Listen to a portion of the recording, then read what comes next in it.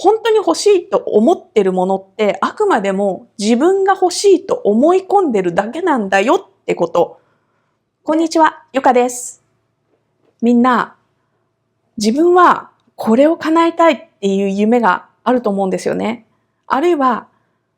実際にこういう風なものを手に入れたい、こういうような未来を手に入れたいっていうような、本当に固まった夢じゃなくっても、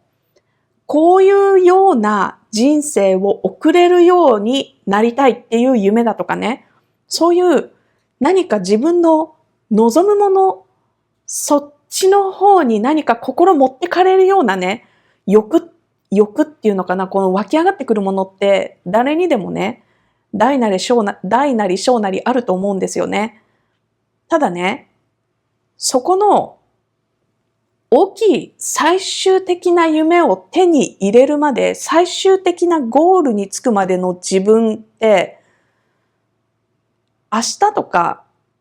明後日、1週間後とか1ヶ月後じゃないかも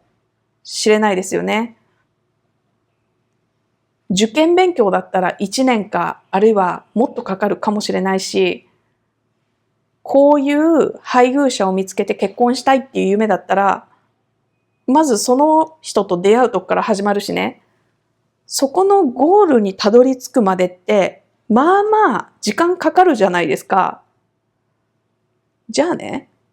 そのどれぐらいかかるかわかんないゴールにたどり着くまでの自分、その夢を叶えるまでの自分、欲しいものを手に入れるまでの自分ってどうやって過ごすかなってことなんですよね。そこにたどり着くまでの人生を、さも借り物の人生のように、仮の人生のように、費やしてっちゃってるような人もいるんじゃないかなって私は思ってて、私がね、思うのは、45歳になってね、自分の理想の状況、理想の状況だとか、理想のものだとか、理想の夫だとか家族とかね、なんならね、愛犬とかね、いろんなものをね、手に入れてきて、叶えてきたから言いたいのがね、どんなに本当に喉から手が出るほど欲しいって思ってるものだとか、状況も本当に手に入れてみないと、それに対して自分がどう満足するかなんてわからないし、その最終ゴールだけを目指して、もし人生すべてを生きてるとしたらもったいないなって思うんですよね。例えばね、私、小さい頃から物心ついた時からもう20後半30とかまで虐待をされて育つわけです。そうすると、小さい頃の私が欲しかったのって何かっていうと、自分をありのままで何にも変えないでも、そのままで良しとして受け取ってくれる家族が欲しかった。で、それとはまた別にね、そういう状況で自分の中で、ああ、ここが私のお家なんだ、ここが私の居場所なんだって感じられるような場所がなかったので、自分の場所っていうのがすごく欲しかった。で、ワイワイガヤガヤっていうわけじゃなくって、どちらかっていうとね、もう静かで心乱すものが何にもないような、本当に小川の流れる田舎生活、自然の中の田舎生活みたいなのを、私は理想にしてたんですよね。で、犬がいて一匹、その犬と一緒に生活することを私の中では理想としてね、もう20年以上ずっと生きてました。小さい時からね。犬一匹と私の何にも心揺るがすことない静かで幸せな生活、安定した生活って。で、それをね、手に入れたわけですよ、私。何歳ぐらいだろう。20、20、20代の時ね。そう。その前にもいろいろ叶えたけどね、例えば、思いっきり自分の感性のまま生きてみたいとかね、そう思ってて、アメリカに10代の頃留学して、それはその時期できた。その頃は本当に人生が楽しくって、初めて自分が自分の人生で24時間過ごせるから、朝起きて、もう薄暗いうちから目が覚めて、うわ、また一日が始まった。今日何しようって、もう楽しくてしょうがない。どんな楽しいことが今日起こるんだろうみたいなね。ちょっとこれわかるかな？もう、なんか今までがね、もうなんか、本当血泥を吐くような世界で私の中ではね、生きてたので、もう身も心も死にそうな感じだったのが、本当にそんなこともなく、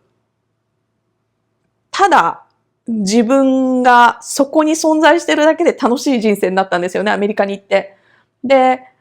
朝、もう暗いうちからね、もう早くみんな起きないかな、一日始まんないのかなってもう待ちきれないようなワクワク感。で、夜寝る時も、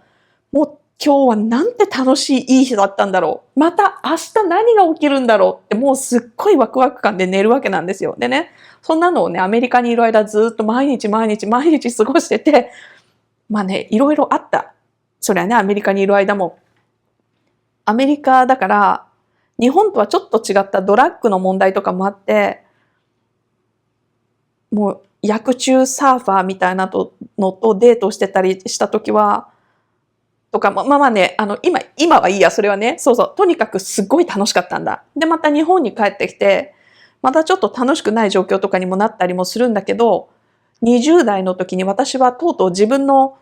ずっと幼少期から夢見てきた世界を手に入れるわけですよ。本当に自分の中で理想として想像してた通りの家の前に小川が流れている自然の中、桜の木にいっぱい囲まれて空気のきれいな田舎に犬、しかも自分で買ってきたんじゃなくてね、向こうからやってきたの。そう。捨てられてしまったワンコを保護して一緒に生活してたので、自分で買ってきたんじゃなくて本当に向こうからやってきたのね。その世界が。そう。で、そのね、自然の中でその犬と一緒に生活して、で、平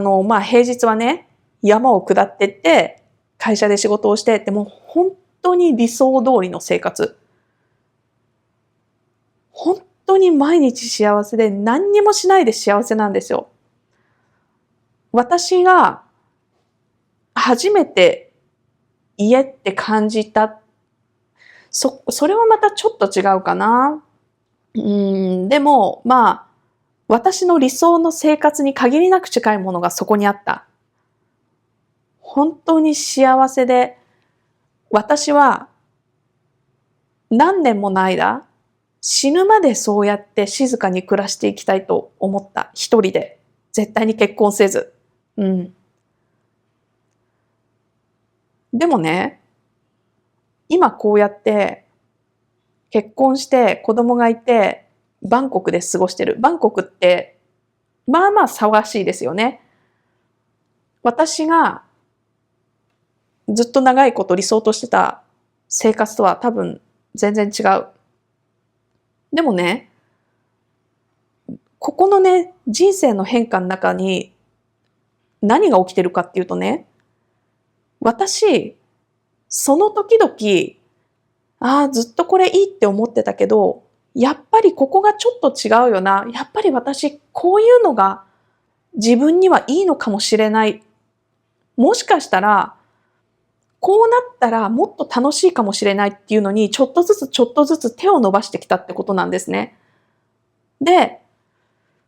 やってみたら、今いるこの状態、45年間生きてきた中で一番幸せっていうことになってるんですけど、そこでね、私がね、この何を言いたいかっていうと、自分で本当に欲しいと思ってるものってあくまでも自分が欲しいと思い込んでるだけなんだよってこと。で、実際に手に入れてちょっとの間、味わい尽くしてみるまで、それが果たしてあなたをどれぐらい長いこと満足させてくれるか、どれぐらい長いことそれに幸せを感じていられるかってわからないよってこと。で、私がね、考えてるのは、いろいろなね、みんな考える理想の人生ってあると思うんですよ。でも、そこのところに、その一点集中って大事だって言われるけど、集中して、すべて自分の持つありとあらゆるエネルギーだとかも全総力をかけてそこ目指していって、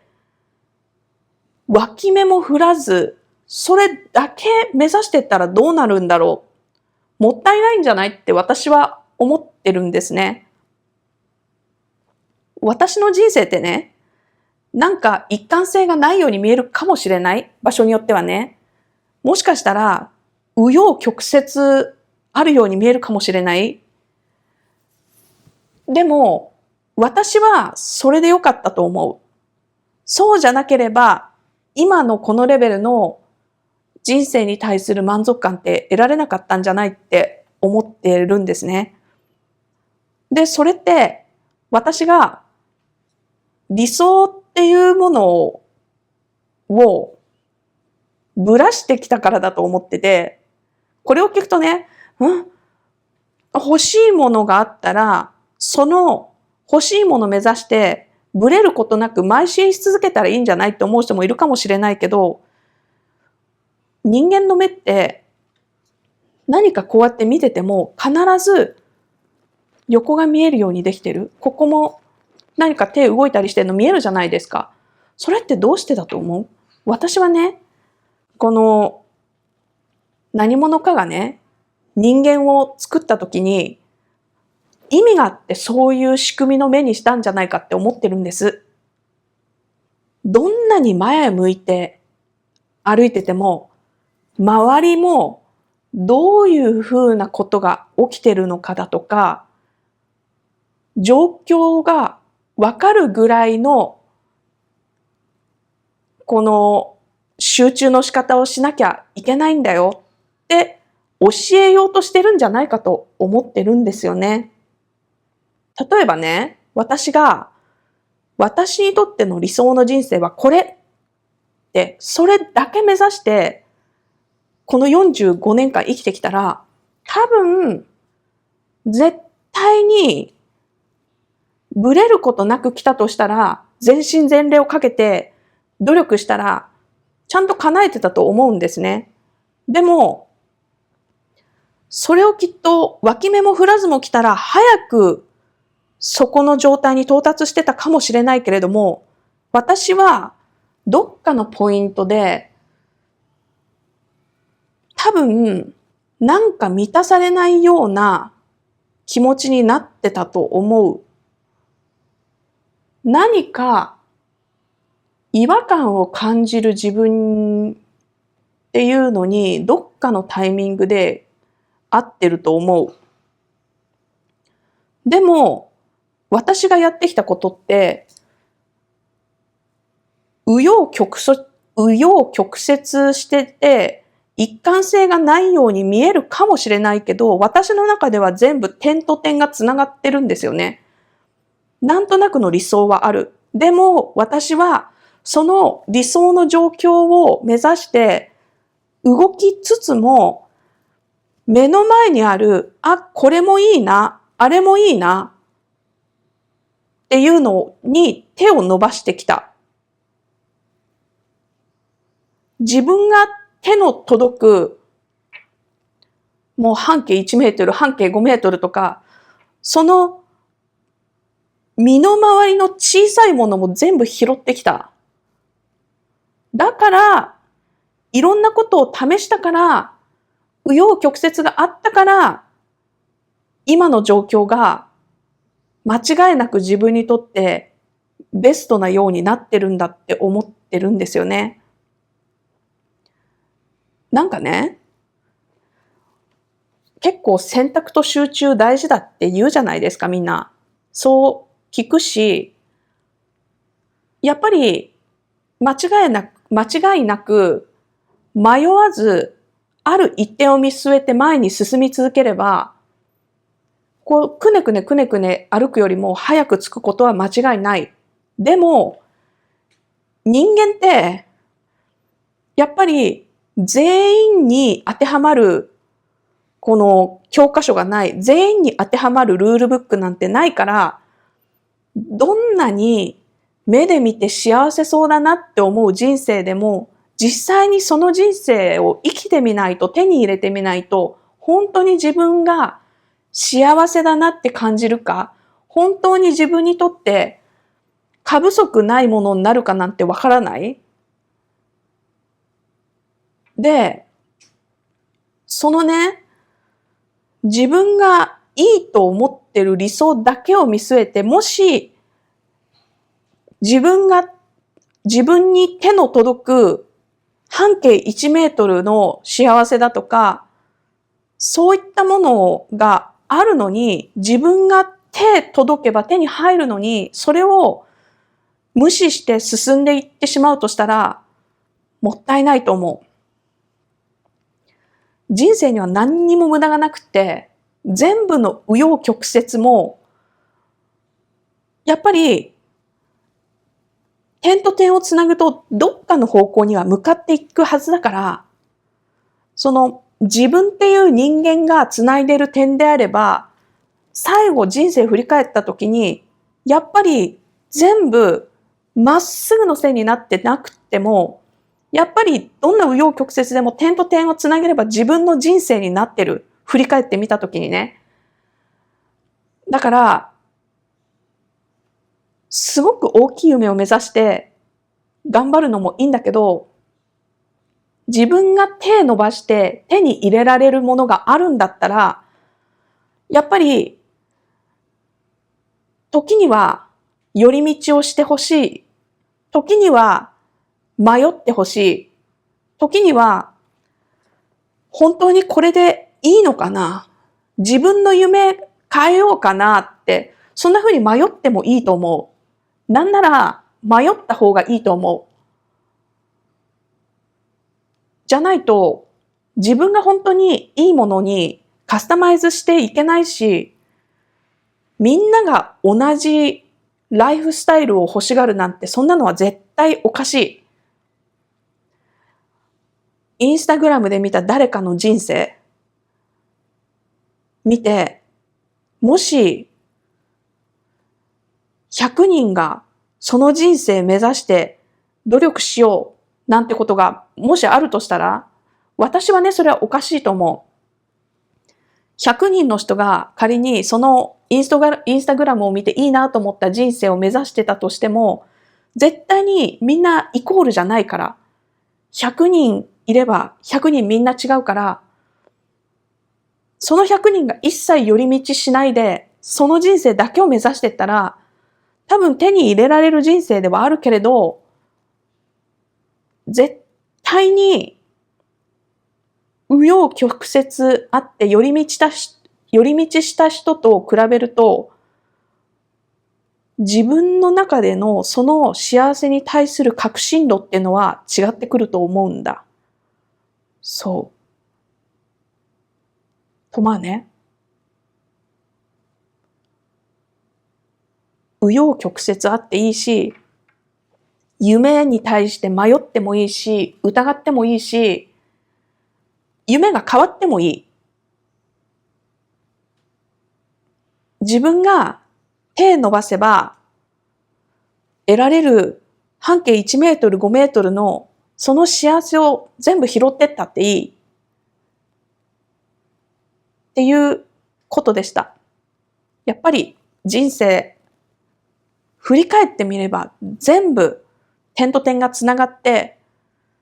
何らかの形でその人だけのオリジナルな人生になるから紆余曲折はあった方が絶対に面白いよってことでした。私は自分で欲しいものが明確に決まってる人ほど、寄り道だとかよそ見はすべきだと思う。